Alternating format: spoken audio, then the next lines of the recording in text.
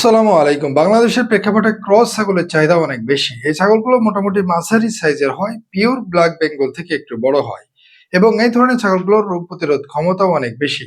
গ্রামের প্রায় প্রতিটা বাড়িতেই দুই একটা করে ছাগল পালন করা হয়ে থাকে। গতকাল আমরা একটা গাড়ল ফার্মে ভিজিট করতে গিয়েছিলাম। গ্রামের রাস্তাগুলো বেশ সুন্দর ছিল। মাঠের দুই পাশ দিয়ে সবজি আর সবজি এবং রাস্তার দুই পাশ দিয়ে বাঁশঝাড় মাথার উপরে ঝুলে আছে। দেখে মনে হবে আপনাকে গার্ড অফ অনার দিয়ে নিয়ে যাওয়া হচ্ছে।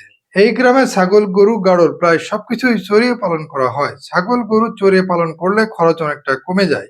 অনেক ক্ষেত্রে খাবার খরচ লাগেই না। আমরা যখন এই গ্রামের মধ্যে দিয়ে যাচ্ছিলাম তখন বেলা 1টা বাজে। ওই টাইমে সবাই গরু এবং ছাগলগুলোকে চারণভূমিতে নিয়ে যাচ্ছিল। একটা ছাগলের পাল দেখে আমরা আটকে গেলাম। একটা ইয়াং ছেলে ছাগলগুলো মাঠে নিয়ে যাচ্ছিল। উনি ক্যামেরায় আসতে চাচ্ছিলেন না, তাই ওনাকে আমরা আর ক্যামেরায় নিয়ে আসিনি। তবে ওনার সাথে কথা বললাম এবং জানার চেষ্টা করলাম কিভাবে ওনারা ছাগলগুলো পালন করেন। মূলত ওনার বাবা ছাগলগুলো পালন করেন। ওনার বাবাই দুই বেলা ছাগলগুলোকে মাঠে চড়িয়ে খাওয়ান এবং ফার্মে টোটাল 40টা ছাগল এই মুহূর্তে আছে। ওনারা প্রায় 20 বছর ধরে পারিবারিকভাবে ছাগলগুলো লালন পালন করে আসছেন। এই ছাগল পালনের মধ্যে কিছু ছাগল আছে যেগুলো 3 থেকে 4টা বাচ্চা দেয়।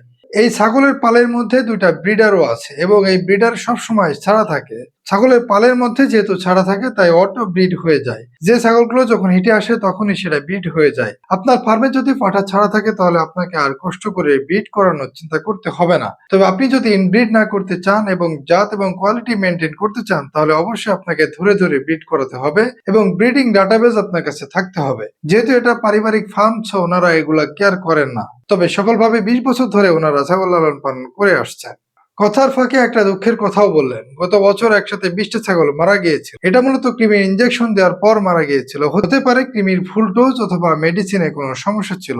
তবে ইদানিং কিছু কৃমির ইনজেকশনে ছাগল মারা যাচ্ছে। গত মাসেও আমি একটা ইনফরমেশন পেয়েছিলাম। তাই আপনারা ট্রাই করবেন আইভারমেকটিন গ্রুপের ইনজেকশন গুলো দেওয়ার অথবা ট্যাবলেট খাওয়ানোর।